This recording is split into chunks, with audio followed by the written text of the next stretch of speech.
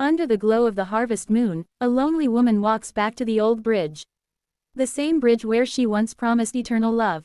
But when a familiar voice calls her name from the dark fields. A voice that belongs to someone who died years ago. The night turns cold, and the truth begins to rise from the river. Who has returned beneath the harvest moon, and what does he want from her? The answer lies in the silence, where love and death meet beneath the same moonlight. The golden fields stretched endlessly under the pale glow of the harvest moon. Cool wind brushed against the tall stalks of rice, whispering secrets only the night could understand. Nira walked slowly through the field, her white dress brushing against the grain, her heart heavy with memories. She could still feel his hand in hers, warm, strong, and trembling that last night they met. The scent of ripened crops mixed with the faint aroma of jasmine that lingered in the air. Every step echoed softly in the silence, broken only by the distant song of crickets. The moonlight touched her face, silver and sad, as if the sky itself remembered her sorrow. She stopped near the old wooden bridge where they had first confessed their love. The wood creaked faintly beneath her feet, aged and fragile, like her hope. A faint sound came from behind her, a rustle in the field, soft but clear. She turned slowly, her breath catching in her throat. There was no one, only the swaying of the rice under the moonlight, calm yet strangely alive. Her pulse quickened, she whispered his name, unsure if the wind would carry it to him. The air grew colder, pressing against her skin like unseen fingers. Something shimmered near the far end of the bridge, a faint outline, half hidden in the mist. Her heart raced. The shape was tall, motionless, and familiar. She called out again, louder this time, her voice trembling. The figure did not move. It stood watching, silent under the moonlight. Nira stepped forward, her feet heavy with both fear and longing. The wind stopped. The night fell silent. The crickets had vanished, leaving only the sound of her heartbeat echoing through the emptiness. As she took another step, the figure slowly lifted its hand, the same way he once waved goodbye.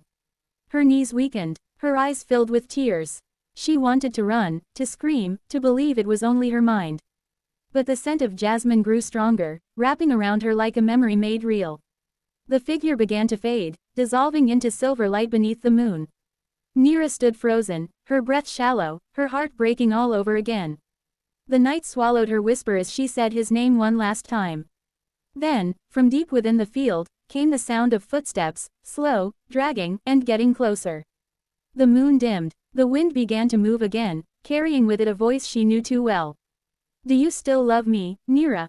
Her eyes widened. The harvest moon watched silently as her answer trembled on her lips. Nira's heart pounded in her chest as the voice drifted across the silent field. It was soft, almost tender, yet carried a hollow echo that chilled her blood. She froze, her fingers trembling against the edge of the wooden bridge. Every instinct in her body screamed to run, but her feet refused to move. The air had grown thick, heavy with the scent of wet earth and fading jasmine. She turned slowly, her eyes scanning the darkness between the rows of rice. Nothing moved. The moon hung low above her, its light pale and cold, casting long shadows that twisted like living things. Again, the voice came, closer this time. "Do you still love me, Nira?" It sounded exactly like him, like Preecha, the boy who once promised to marry her after the harvest.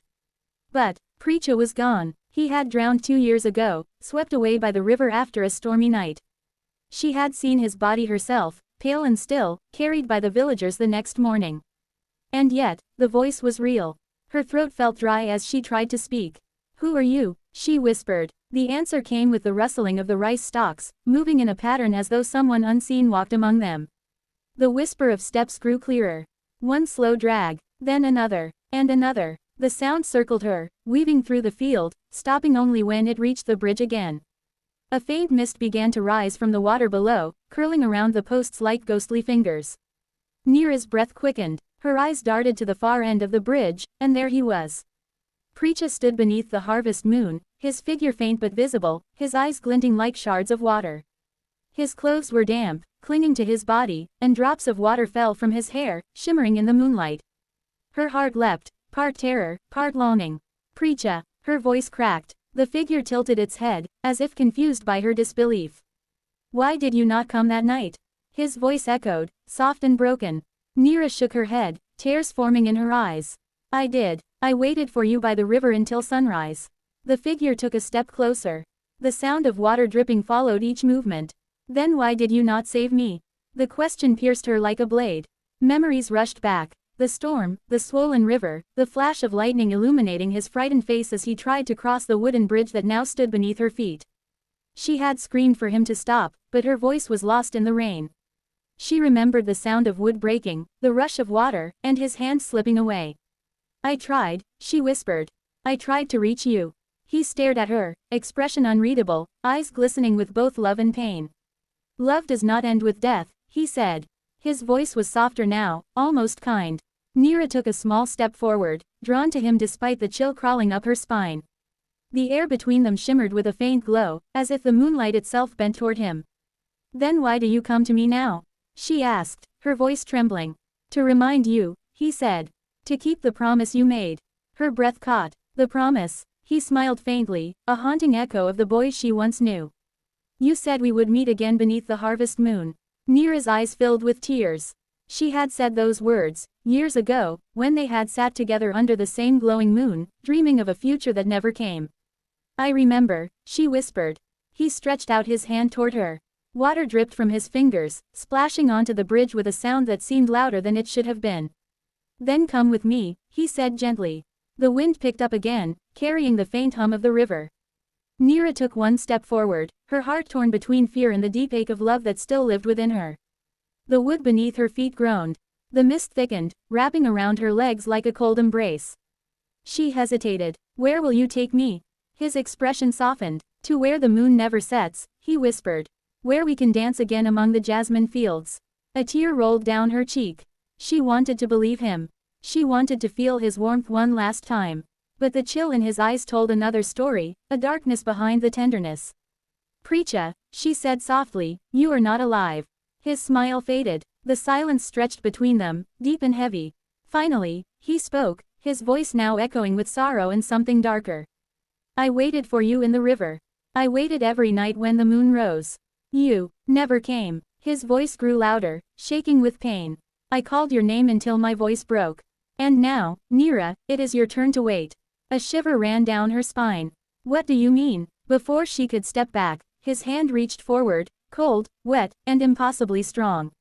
He grasped her wrist. Her scream caught in her throat as an icy wave of numbness spread through her body.